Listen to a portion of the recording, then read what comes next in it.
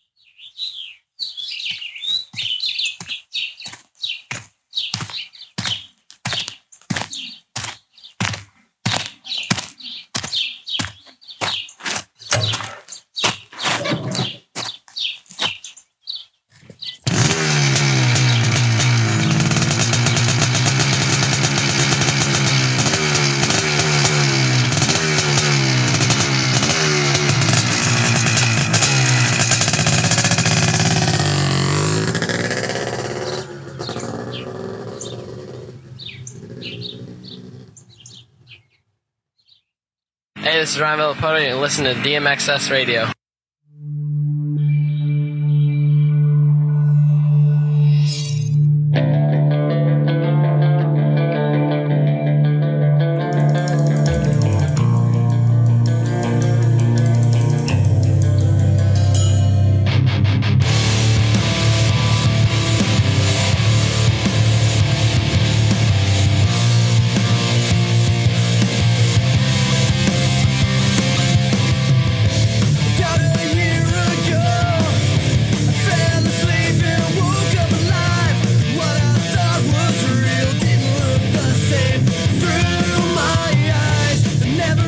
Welcome back to DMXS Radio. We appreciate you tuning in as always. That was the silky voice of Daniel Blair bringing us in as he always does. Thank you, Daniel, for your free music over all of these years. Hey, thank our sponsors to make this possible. We don't throw this in your face a bunch, but we thank Racer X, MX Sports, the great folks there at W Wheels, OGO Concept 2 Rowers, and of course, Dunlop Tires.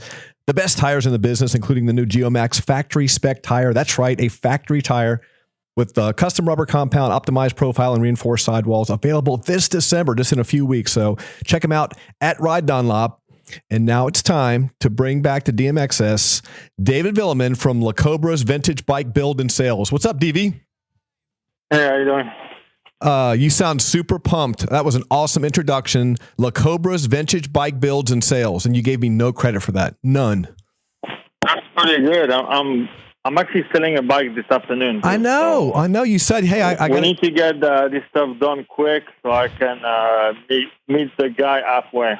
And so you're trying to make money. You're always hustling. I love that. You're never retired. Which bike are you selling? Everybody that follows you on Instagram knows all about your bikes. Which one?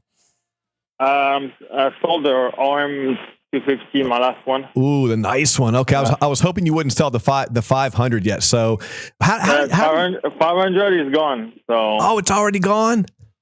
Yeah, everything's gone. Do you make money on these? Do you break even? I mean, what is the deal with this? Yeah, worst case scenario, I'll break even. Maybe I might have lost I did some crappy ones. I might have lost like a few $100 on some. Okay. But most of the time, I make between like $500 to maybe like a couple thousand. Okay. Maybe the 500, I made maybe 3,000 on the 500. Okay, well that's worth your time. On the Suzuki, I'll make maybe $1,000, maybe. Okay. Like that. And you put them on Craig. I do that. I do that just for fun. I know that's your hobby. The restoring stuff is kind of fun. I stay in the garage for a long time. I just go through parts. I'm like, yeah, it's fun when you get like a brand new painted frame or powder coated frame, and then you start like bolting, all the parts have been clean and everything. Yeah, the flow green, you can't beat that. In our era growing up, the flow green Kawasaki's were awesome. So anything flow green always brings me back to that. You know, the Chevy Kawasaki's, the Bubba, the Carmichael flow green Kawasaki's. Yeah, it's fun. It's really not a business. Yeah, I wouldn't pay the bills with doing that. What's next? I mean, you've sold everything. So what's on the plate? Yeah, I think I did 13 or 14 bikes since I started. Damn. This stuff. I really want to do like a CR250 2000, 2001. Okay. So the latest generation with the older engine before the electronic valve. Yeah, before the shitty one. Yeah. Yeah, the electronic valve it wasn't a very good engine. So the one before was great. So I'm trying to find like a best case scenario, like a 2001. Okay. But since that bike was out only a couple of years, I have a tough time finding like even parts for it. Like pipes are really expensive because they only for those 2 years. They don't go for like a broad years. But yeah, I'm trying to look, but it's too expensive. Like $3,500. I'm not paying that. Right. I want to pay like maybe $2,500 if it's good. Okay, and that's good. That's a good stealing for you. Hey, I saw on Instagram too that the Dirt and Die T-shirts they have in your honor with the one-handed sand shot and the blitzing the whoops and the shorts and no helmet. So that's a pretty good homage to the Cobra. A guy, like a French dude, contacted me on Instagram, and he had like a small T-shirt company, and he makes like one-offs.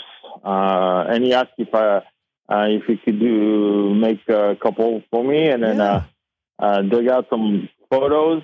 Asked permission of the guys that took the photos. Actually, they said okay, and I think one was Brand. Doug Wilson, I don't know his name. Yeah, Chris Brown. Yeah, Chris. And then the other guy was a French guy that when I went to Glamis like 25 years ago. Okay. So yeah, they came out pretty good. What is the story between that on that sand shoot with Glamis? I don't know if I've ever asked you that before, but did you plan on the one-hander? Did you set up for that? Did you know how epic that shot was going to be that day? No, that was not. Actually, that was a few days after I got to the U.S. full time. I had end of 1999 when I signed my first factory Yamaha deal. Yeah, I had a problem to get my visa and all my paperwork done, and I got to the country December 15th, so like super late. And I rode a few days. And then the French magazine came. It's called MX Mag. Yeah. A French dude, which now he's an announcer for like the Paris Supercross. Oh, cool. He came and he stayed a couple of days with me, and then took pictures and kind of like stayed at my house for a couple of days, and then shot some pictures. And he said, "Oh, is there any way we can do something cool like Glamis?" I've never been to Glamis, so I'm like, "Yeah, sure." So we went to Chaparral and we bought a paddle tire, and that's my factory Supercross bike. Oh, nice! And we went there, and I didn't really know what to expect. I didn't know the sand was going to be that hard. Yeah, kind of like the base kind of hard. I never rode in dunes before, so I'm like, and I did that. And I remember JMB did that like back in the 90s, like some kind of like end in the sand also, like but a little different. And I'm like, I'm gonna try it. And then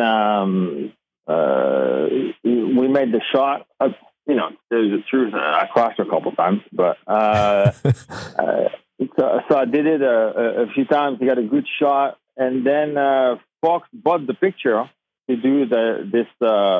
Motocross Starts Here kind of campaign back in 2000. Yeah. And it wasn't, I remember that shot being at Chaparral for like the longest time. It was like 10 feet wide on top of the Fox. Yeah. Yeah, that was cool. So that it wasn't a Fox shoot. It was, they bought the picture after the fact. Yes. That is. Yes. It was just like a French magazine following me for 2 days. My first days in the U.S. as a factory guy, so they came to the Supercross track. We did a few shots. We went to the beach and kind of like, all the nonsense media ones, So, and but that was fun. That was fun because I got to Glamis. I actually went only twice in Glamis. So that was the first time. When did you, obviously today with digital pictures, you can look at them right away. When did you actually see the picture? Did you go like, holy shit, that's going to be awesome? Like when did they develop it and show it to you? I was on the cover of the magazine the following month with that photo. And that's the first time you saw it? Yeah, that's the first time I saw it, yeah. So you had to think of all the stuff you've done, all the covers you've made, that had to be pretty special, being a French magazine and such an organic shot, and it just taking off and being part of a Fox ad and everything. That had to be pretty cool. Yeah, went around the world, obviously, and I still have one. I only have one left. I have a poster in my garage. That's it. Oh, normally that wouldn't be. I mean, if I were you, I would have that everywhere. That would be on my dating profile. That would be on my Christmas cards. I would continue to run that. I never done that, but hey, you just posted a video of the 2000 Minneapolis 250 Supercross. I'm always on YouTube. I'm always looking at old videos, so that's nothing new to me. But it's so neat when you guys and even Reedy commented that there will never be a better time in racing than that. So when you see stuff like that and you look back and have an art and DB call it, is it still magical? Like, why did you post that? Like, it obviously brings back great memories, and with that race especially. But what does it mean to you all these years later when you see that? It's great, because when we do it, we don't realize what we've done, right? But like 25 years later, I was like, oh, that was pretty good. And so I didn't really post it because there's an account, like it's called like 90s motocross or motocross something. Yep. They post video all the time, so I shared it in my Instagram. I shared like the Phoenix one, and the latest one was New Orleans, 2000, where I won 250 and Roncada won the 125. So that was like a big deal for like French people. Sure. And that was a great battle with MC also, that race.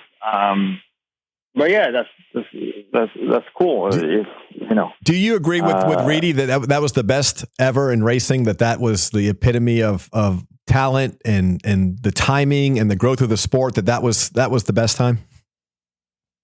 I don't know. I like the 90s myself, but I wish I was winning races mid 90s, which they were tough to win back then because MC was winning everything. Yeah. But they seemed like they had a lot of fun and racing, right?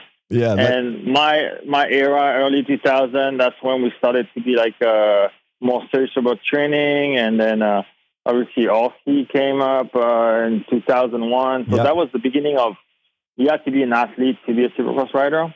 So it wasn't as fun. I think I don't like the word talent, but skills. I think skills on the top. I think it's maybe better now. Like a Jet, I think it's better than us, obviously. Yeah. But more people had skills because tracks were tougher. They were less forgiving. They were more picky, and we rode a crappy two-stroke. Yeah. Right. Yeah. With crappy suspensions. Suspension were bottoming out all the time. It's either you had like a BMX forks, which like super hard, or you were bottoming. Yeah. There was no in between. Yeah. And you couldn't do, if you were not on the right gear, right RPM, you couldn't do like rhythm section. Yeah. Right. Yeah. It cost you. Yeah. Now the tracks are like rounder, like you could come up short, and then with the 4-stroke now you can do everything in first, you can do everything in second, or you can even do everything in third. Yeah. You can jump a triple in first gear on a 450 or in third gear. That's crazy. On the 125 2-stroke or 250 2-stroke, you have to be at the right spot. Well, that's the whole thing about being on the pipe. If you weren't on the pipe, it cost you. That was the beauty of a 2-stroke, is you couldn't make mistakes and hit triples and rhythm sections. If you messed up the corner, it cost you. Yeah, you have to be like you have to be a better rider, I think. And I think absolutely the overall level of skills were higher in the 2000s, early 2000s, even 90s. If you had to do the rhythm section. Now, like the bikes are so good, even the 250F, you can do whatever, anything. Yeah. And the whoops were like tougher then too, and especially with the bike that's no torque, like a 252, so there's no torque. Nothing. You have to pin it. All RPMs. So, yeah. But I still think like nowadays, like when you see like a Jet, a Chase, a Deegan, they, you know, obviously they're better than, they just bigger stuff. Like they're still very good. But I'll be I would love to be able to have those guys race all tracks and and on all bikes. Yes, yes. But okay, that's not possible. Hey, I know how you feel about James personally and his career and all that stuff, and I know he disappeared and went missing for a decade or so from the sport. But what do you think about him being in the booth and calling races and being back and so involved and just having Bubba back? That's great. I think for me, Bubba is the best rider ever. Yeah, he's a GOAT to this day. Yep. The GOAT is still Ricky. Of course, records-wise, yeah. The winningest rider is Ricky, and that's 100%. A lot of respect for him. But the best rider ever to this day, even better than Jet, I think. It's Stu. Like he was amazing, and you know, I think we should be thankful that we lived his era because that was insane. The wall jump in Daytona, the quad in Anaheim in 2011, like, and you know, quad in Seattle, like his race in Toronto, like there's so much amazing stuff that he's done, and it's cool. It's cool to see him back, and he's a natural in the booth. I think he does a good job. He's not like politically correct. Sure. He's kind of he says what he thinks, and he's funny. Yeah, I actually don't mind him at all. No, that's good. You just said that Stu might be better than Jet. I know that's going to be a generational comparison, and Jet, after everything's said and done, you know, I'm sure he's going to rewrite the record book as well. But I think people need to understand when you're talking about is when James came through, what he was doing it, how he was doing it. It was so revolutionary that's why he's made such an impact on the sport. It's not that James is a better rider per se than Jet talent wise. It's just the impact of the sport at the time. You just can't compare that anybody to James. Nobody. I think I don't think Jet would do stuff like that Stu was doing like 20 years ago. I'm telling you. Wow. I don't know if we do the quad in Vegas. I don't know if we do the wall jump in Daytona. I don't think he would do that during a race. I doubt it. Seriously. He was like extreme in all the jumping stuff. I don't know, man. I don't think as far as like jumping stuff during a race. Yeah. Stu is still like way above everybody else. Balls of steel. Hey, are you coaching anymore? Are you working with anybody? Yeah, I'm coaching until next Tuesday. Actually, I did a deal with the French guy, Anthony Bourdon. Oh, okay, good. Yeah, and he asked me to help him out. So we've been training since October 1st until the Paris Supercross. Oh, that's good. Like a 6 weeks boot camp. And we'll see what he's going to do in the Paris Supercross. Not this weekend, next one. Good. So you're not done with coaching. You've still left that door open to coach in the future. Yeah, I'm like, I'm not looking. I'm not sending any resumes anywhere, but I'm just on my couch and waiting for somebody to call me. But the phone hasn't rang lately. Only this guy wanted me to help him out to get him ready for the off season. Yeah. And after that, I don't know what I'm doing yet. Okay. There's a few things in the works, but not coaching, which I would know more this afternoon, actually. Okay. I had a couple calls about a new little venture, but other than that, nothing. Okay. Well, every Des Nations brings up the GP versus American comparison, and I know that's ongoing. It's going to be for ongoing. But let's just say a snapshot in time.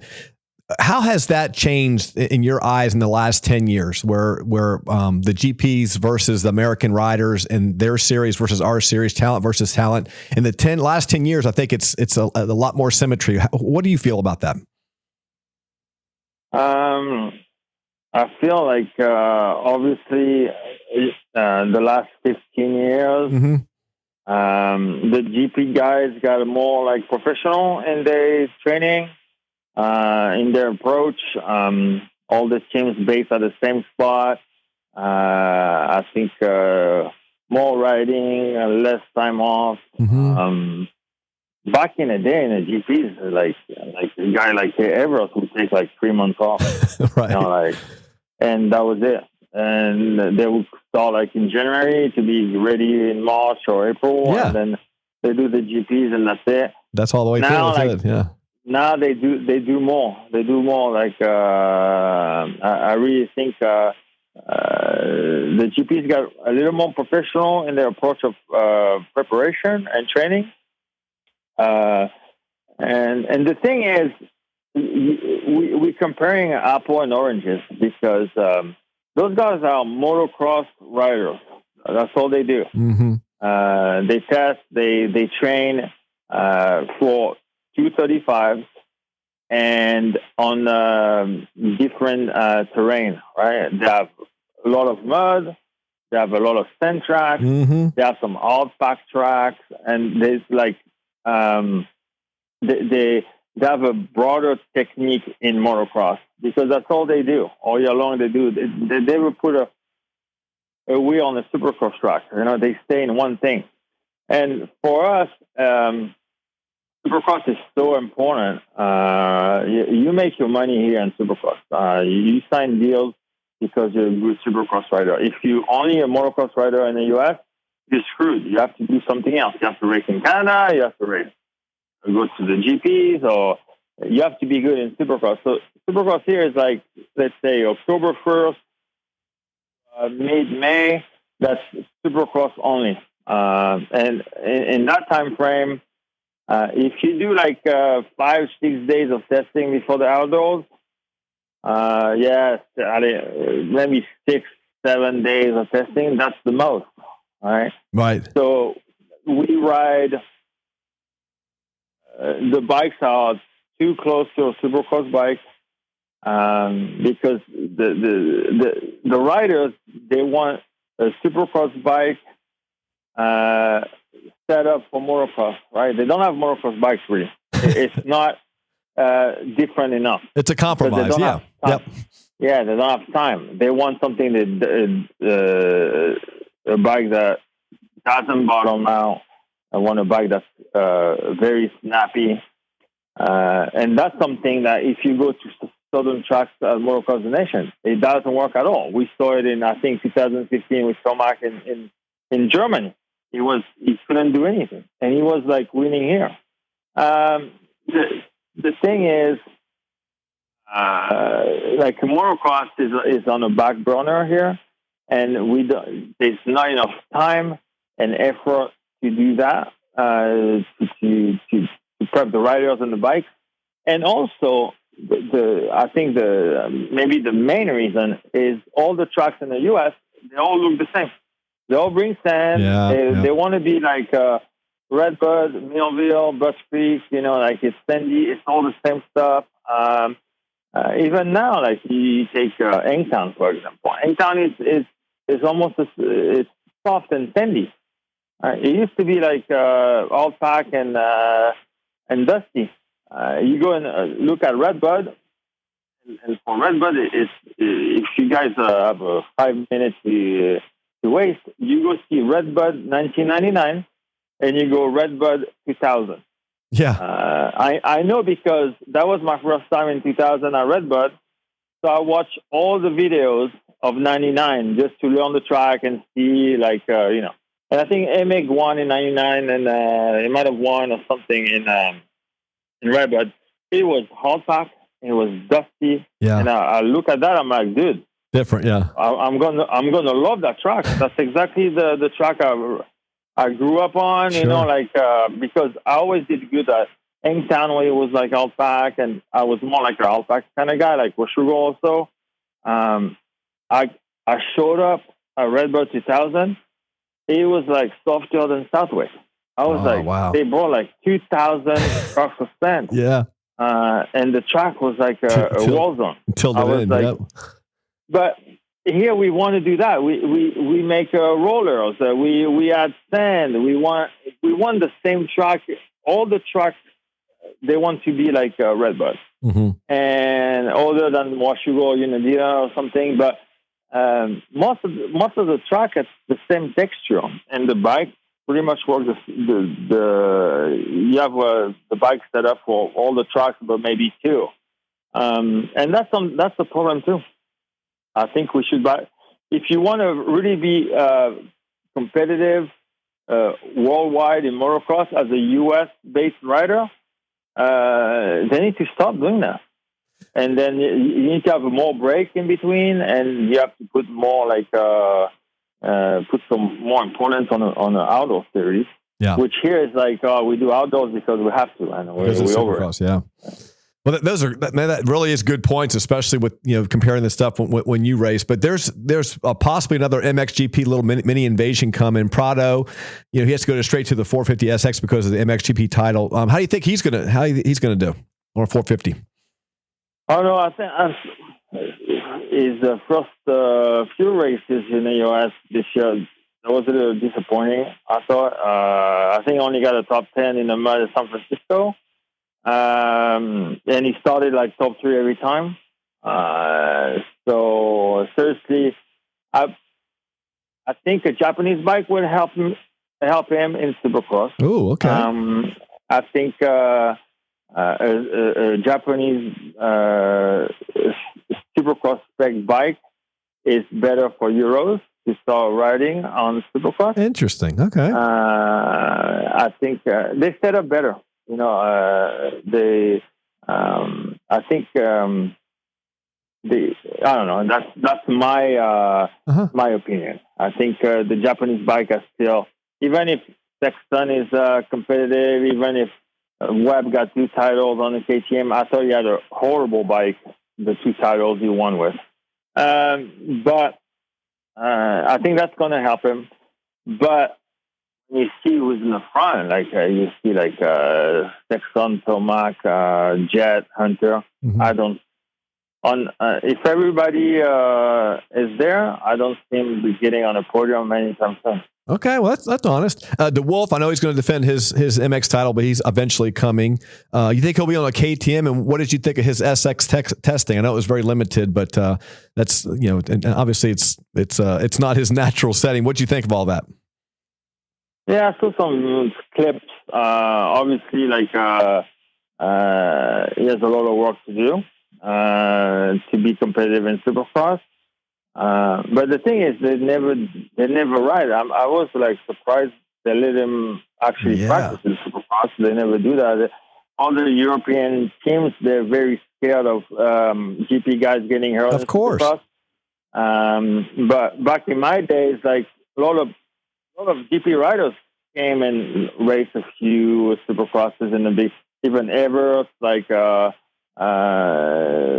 in the 90s. Some people came and tried, Pourcel came, I came, Tortelli came, a lot of people did. But that stopped because about injuries and everything. So I'm glad the younger generation wants to ride Supercross, but they cannot ride Supercross just 1 month in October after the season and then all year long do nothing. So they're gonna need to. I would love to see the Wolf says, you know what, I'm gonna race the first 4 West Coast. It's in January, and then he still has a lot of time. He can train here. He can ride motocross here, like we did back in the day, and say, you know what, I'm gonna try it. Means I'm gonna go beyond the gate in Anaheim and try and see. But I don't think they're gonna do it. Okay. And I don't think that's a good idea for GP riders. We saw it with Jan last year. He had a tough time. Yeah. To start Supercross at the first race of the series, East or West, without no Supercross experience. I think that's a recipe for failure. Yeah. And then if their goal is to come to the US, they need to come and race a little bit before the GP season. Absolutely. What's Vial's ceiling in America with his style in a 450 in career? How do you see his career, his ceiling here in America with titles and moving up to a 450 eventually? I think 250 titles. It's not it's not that hard. I would say. There's some GP riders that actually won 250 championship, like Tishon, Porcel, Dylan, and Vial this year. So this is kind of doable. And then obviously outdoors, we thought Vial was going to set the world on fire this year. He didn't outdoors. We always think like GP riders they're gonna be good outdoors. Opposite, right? Yeah. It's tough, because there's more intensity here. There's you need to be really very aggressive because you have traction all the time. Sprint. In the US, yes. You have traction, so you have to push the braking zone. You have to be aggressive on the throttle. It takes more energy. Plus, it's hot. It's way hotter than GPs, and it's humid. Yeah. The only time they have the same condition as a GP rider is when they go to Indonesia, in the Middle East, Asia or something. Yeah. That's hot and humid, but it's only a couple times a year. Yeah. In the US, it's hot. It's always hot. Does he win titles? Is he going to win a title? He'd be favorite. I don't know who's going to be there. That's true. I don't know when it's coming. But you talk about the Wolf, but there's also the Conan brothers. Conan brothers, the twins, yeah. Yeah, Luca is very good too. Might be even better than the Wolf, huh? Yeah. So and they're coming, not next year, but 26. I'm sure they'll be here. And Rupp aged out. He was strong in MXDN. I mean, it's and then your boy Valen, French rider. What do you think about him? EMX 250 champ. Yeah, I don't know. Okay. The jury is out on him because I never seen him ride. I just saw some French highlights, French national highlights on YouTube. I'm going to have to wait until he races MX2 with better guys. He's going to have the new factory Kawasaki 250 next year. Yeah. We're going to have to wait, but same thing. He hasn't raced Supercross in Europe. There's a French series, which it's not like the US series, but it's the best series anywhere else in the world. Maybe with Australia or something. But we have a ton of Supercrosses, a series, exhibition races. We have a bunch of that in France, but he's nowhere to be seen. So he needs to get going on that part.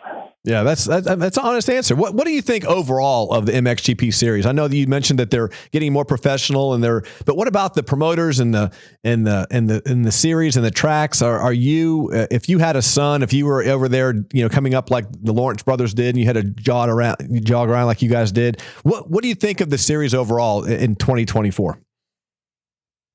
Series good. There's a lot of races. Some of the tracks are not great, but it's professional. They do 20 GPs. Yeah. I think we see these great guys coming up, like the Conan brothers, the Wolf. There's they have the EMX2 series, which brings also all the people. We always talk about the GPs saying, there's no prize money, no this, no that. But, they're getting paid to race, right? They have bonuses and stuff. They're not getting paid like here. But I think it's legit. Yeah, we saw it at the Motocross Nation. Those guys are good. Hell yeah, they are. And there's nothing else. So what else do you want them to do? Hey, when I asked you about a title, I'm asking if you think Vial will win a title on a 450 is what I meant, not the Wolf. I know he's won his title, but what about a 450 title for Vial? His ceiling there?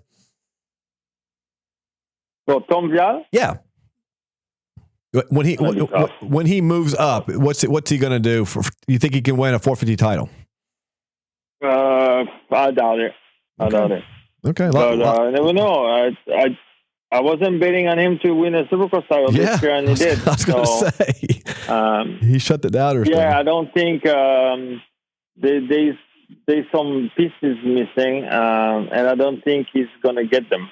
Okay. And 450 is it's another different animal. Yep. Yeah, it's a very, very different animal, and but you never know.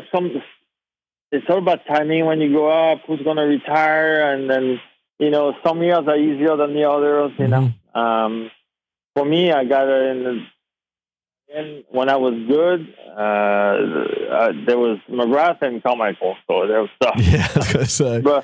But some seasons, those guys are not there. Like this year, like outdoors, like Jet wasn't there. And when you take out like one or the two best of the class, you get new champions. Yeah. So and then we saw it in Supercross for Vial. Faulkner was the best guy, and then got hurt, and then McAdoo was leading, and then he got hurt too.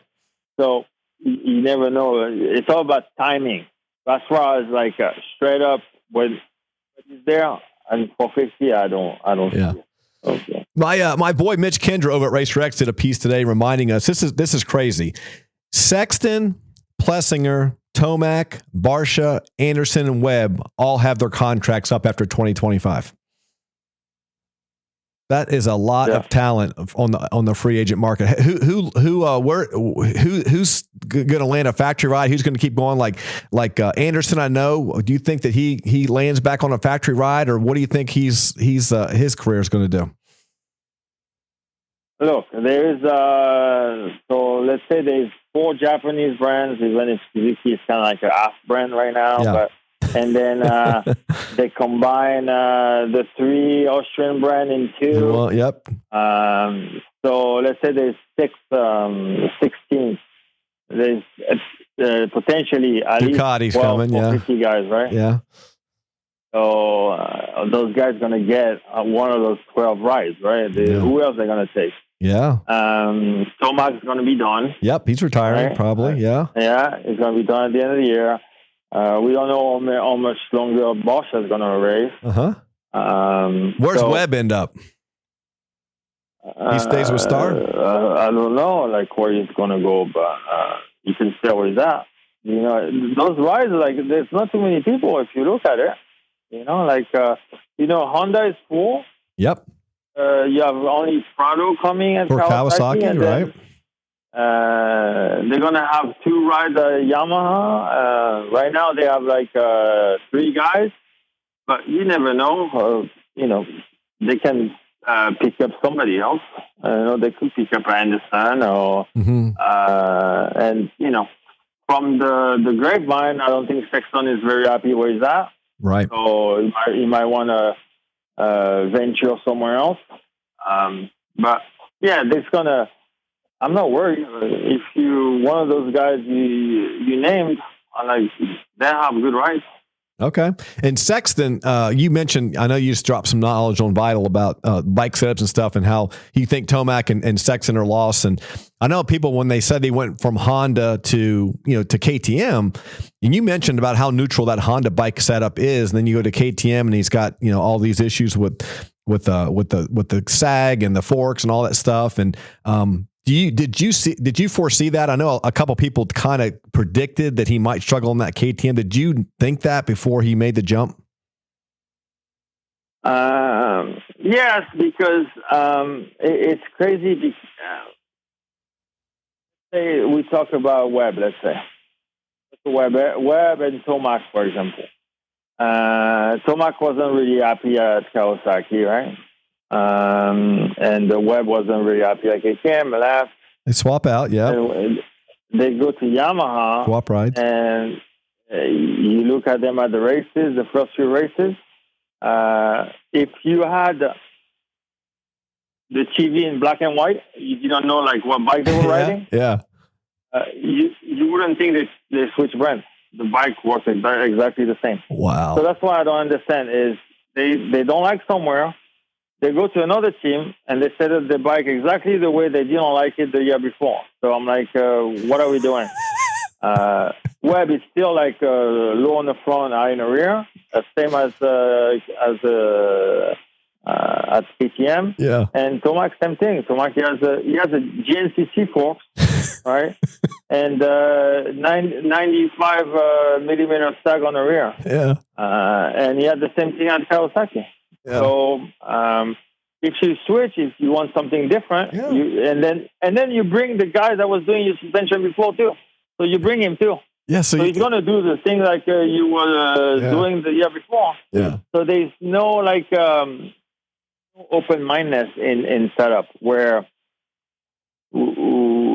guys now they switch brand. If you want to do it the right way, you ride with the stock bike. You set up a stock bike in motocross, let's say, like on your balance, where you with stock unit, stock everything. And then you start like you ride, and then you say, "Oh, here I don't really like it." So you try to modify the stock bike. You get the stock bike where it's like very good, where you cannot do better without putting some factory stuff on, and then you start bolting a little bit at a time suspension. But first, you need to do the engine. Yeah. First, because engine is very upset the suspension, so the engine has to be perfect. And then when the suspension, you get to the point where you cannot improve it, then you can put some, factory stuff, hybrid forks and all this stuff, and then you try that on. But nowadays, like, do you think Sexton rode a stock KTM when he first rode the bike? No, he rode a factory bike that was set up in Supercross. They had a base Supercross setup. But the base Supercross setup is not good. They start from ground zero. Gotcha. It takes a lot of time, a lot of hours, a lot of testing days. It's frustrating. But that's the only way you can make the bike the way it is. When Sexton gets to KTM, everything KTM learned with Webb, Lessinger, Marvin, they should put everything in the trash. All the data, trash. Start with new data. Start from ground zero, from the stock bike, because we have to use stock swing arm, stock frame, stock engine, because of the production rule. Yeah. You start like that, and then you set up and you go little bit by little bit. But that's what they don't do that. What is that? And the thing is, they try to think as MotoGP or Formula One, where tracks are all the same. Formula One, asphalt the same, so they can the car wins the race if it's set up for that track. Any driver gets in the car, in the best car, and he should win, because that's Formula One. Right. And Supercross, it's not at all, because you have a short guy, a tall guy, guys that ride on the front, guys that ride on the rear, guys that go through the whoops in third gear wide open, and then guys that go through the whoops fourth gear half throttle. So if you have in the same team, and I took this with Barsha and Marvin, for example, at KTM, they have the same bike. One is gas, one is KTM, but pretty much the same base. And pretty much the same guys doing the suspension. You cannot have those two guys riding the same setup, because if you take a Barsha that goes through the whoops in third gear wide open, it puts a lot of load on the shock, right? So linkage, shock, it has to hold up a lot because it's so aggressive. It's loaded, Put a lot of load on the rear. Yeah. But Marvin is more timid in the whoop. He goes in and he goes in fourth gear and like half throttle, which he puts no load on the rear. So if you put Barsha stuff on Marvin, you go over the bars. He'll never go through a set of whoops, right? And if you put a setup for Marvin, a perfect setup for Marvin in the whoops, and you put it on Barsha, he's going to bottom out, hit the bumper, and then he's going to get kicked. So it's like night and day different because the riding style. Yeah. And that's something like it's when I hear like and I'm around teams and stuff like, we're gonna try Plessinger setup or Barsha setup. I'm like, I know before you take the shock off, it's not possible. It's gonna work. Right. You got to think different, and then the riding style, the throttle opening, and then the what gear they go through the roof, the what gear they ride on. It's very, very important, you know, and that's why you cannot have a base Supercross setup. No such thing. For all riders. Yeah, right? you got to start from zero. I could listen to you talk about setup for an hour. Hey, I know you got to get going. We'll give you the Dunlop 5 questions and let you go sell your bike. Dunlop, the best tires in the business. Make sure you check out their new Geomax factory spec. First question, Dunlop 5 questions. Do all riders test competitor bikes while they're still under contract when they're looking at another ride?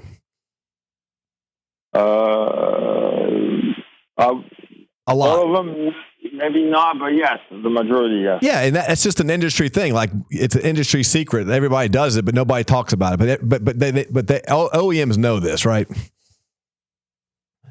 They don't know. They don't know. You're not allowed to, but you know. You do it anyway. That's like marrying now, somebody. Like, let's say somebody wants to ride KTM, they're gonna sign a KTM. They're gonna fly him to Baker's factory with nobody there. Yeah, no cameras. Yep. Somebody's gonna want to ride a Yamaha. They're gonna go to the goat farm and they're gonna ride one. Nobody. You know, I know. I don't know who did, but when I was with Dylan. They closed down the goat farm one day. Oh. They had somebody try the bike. That was a couple of years ago. Yeah. Word on the street, it was Sexton, but I cannot tell you who it was. Yeah. Maybe it was somebody else. But they shut off.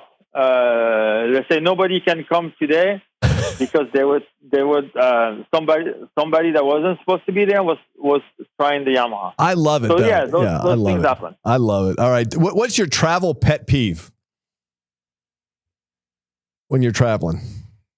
It depends. When I travel with a chick is when she takes a check bag. Oh, that's a no-no. Well, when she checks the bag, I know. Yeah, that adds an hour both ways. Yeah. It always does. Oh, that's funny. And anybody that takes their socks and shoes off in front anywhere near me, I'm going to either get up and move or I'm going to tell you about it. That's my biggest. I've seen that like on a big flight. Yeah. I see like guys go to the bathroom in socks. I'm like, are you out of your mind? All the bacteria on the floor you just put back in your shoe. Oh man! Hey, did you have any starting line rituals like watching Chiz doing his little Chiz dance? Did you have anything on the line? I know that 2 strokes you'd reach down and grab the petcock and make sure your gas was on. But what about starting line rituals for you? Well, obviously yes. Petcock, obviously. Yep. Just check that. And but Ayama, you couldn't because they were cutting it. They were cutting the petcock. You could always close it, open it with a screwdriver. Oh shit! So you could do it with your hand, right? Make sure it was open. Oh, that's yeah. So you couldn't do any, even if it was closed, you couldn't do anything about it. Right. Yeah. Reach down and like shit. The 30-second card turned sideways. When the 30-second goes up, I warm my hand with the exhaust. Okay. Right. And believe it or not, I take all my tear-offs off. Oh, your what? Tear-offs off my goggles. You take them all off? Tear-offs. You're insane. Why?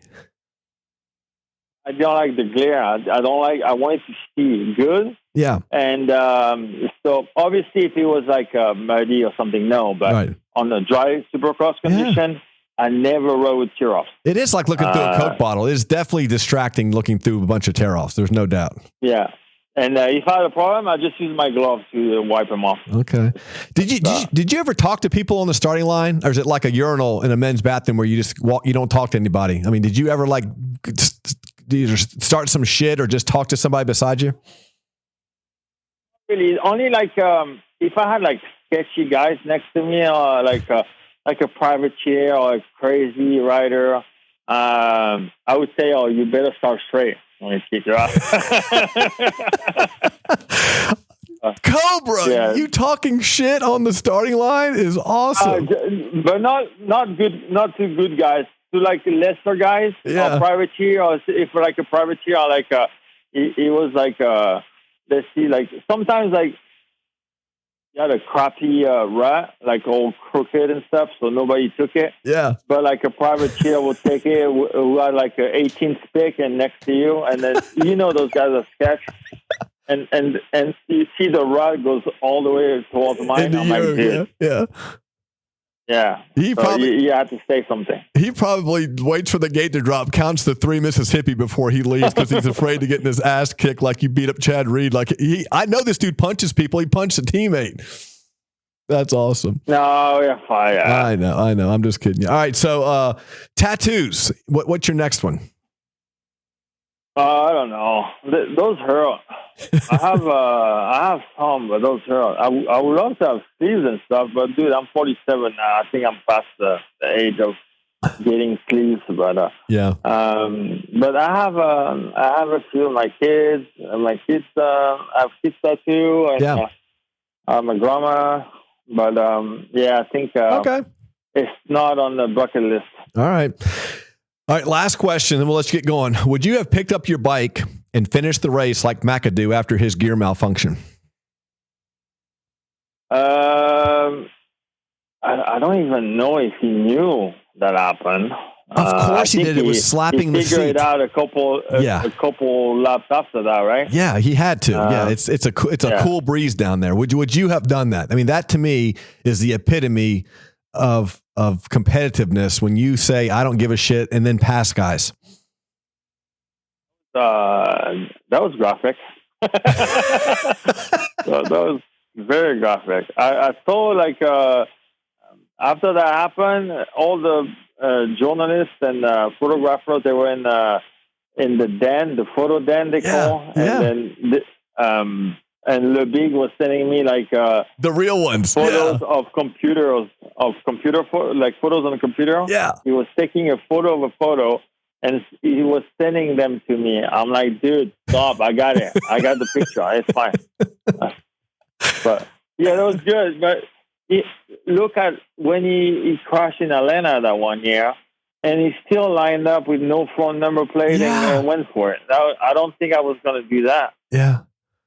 But you just have to admit that was ballsy, and not to be too lighthearted about it. But I just have to. I don't think we'll ever see anything like that again. I mean, remember when Tomac's buckle broke and his pants came down, and his butt crack popped out. But I mean, that dude gets up, runs a full Supercross race, and just never looks back. And I think the Coster had said the funniest thing. He said, "I just wish it would have been warmer. If I would have done, I was hoping it would be warmer because it was a cold night and get some shrinkage going." So, well, Cobra, man, thank you this is our 24th year doing the show. You've been a part of damn near every year we've been doing this. So thank you for always answering the call. I'm glad you're selling your bike. I can't wait to see what the next project is.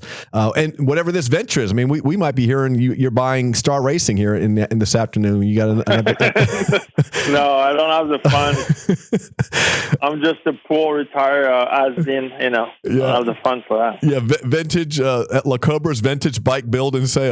You're the manager, CEO of that company. But dude, we love you. Thank you so much. We'll catch up at least once a year because we have to have you on once a year to keep the tradition going. But thanks as always, and don't get robbed on the sale today. No, I won't. All right, thanks for having me. All right, talk to you soon, Cobra. Thanks, brother. All right, there we go. La Cobra. Never disappoints. I mean, this guy, and obviously, if you're listening to the show, you already know his stuff, but his Instagram and his YouTube channel, check it out. He also does a podcast, DV Talks Moto. It's in French, so I have no idea what they're saying, but you know it's going to be good.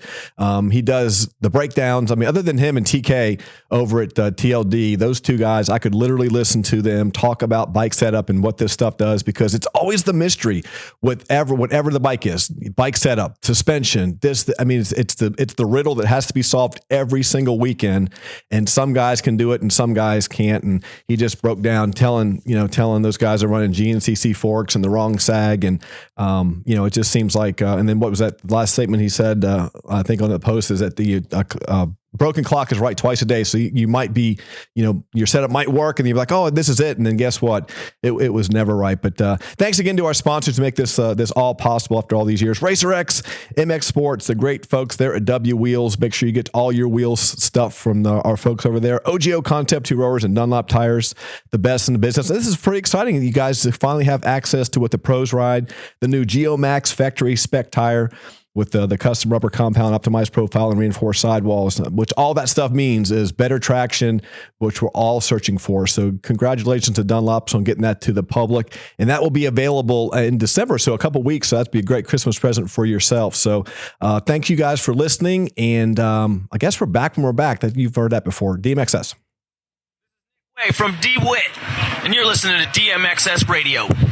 You listen to us because we are motorcycle guys. You might even call us gurus. We are awesome. I've been called a lot worse than that, Kevin Kelly. Yeah, we're the guys. We know everything. I know everything about you. I know everything about movies. I know everything about the space shuttle launches and the crashes. Everything. And because you turn to us for motorcycle knowledge, we only tell you about what's the best, Kevin, because our spotless reputation that we've built for 16 years is on the line. That's why. Yeah, and I would not risk my crappy reputation on just anybody. That's why we are telling you about Dunlop tires. It's what we have on our bikes. I have a fleet of motorcycles, and they all have fresh, crispy Dunlops on them. If the pros have them, you know us amateurs are going to have them. They're good enough for them. They got to think they're good enough for us dorks. Too good for Dunlops, you're a tire snob. We want nothing to do with you. Yeah, good luck with that. But not just the pros use them. Everyday riders agree, and they have the testing to back it up. You can't beat the quality of Dunlop motorcycle tires. Let's wrap this bad boy up, Kevin. Whether you're on the dirt, the road, or the track, you can depend on Dunlop. To learn more about their products, visit DunlopMotorcycleTires.com or your local pro dealer. The amateur guys are working their way up. Go to a Dunlop pro dealer. Check them out. We love them. You will too.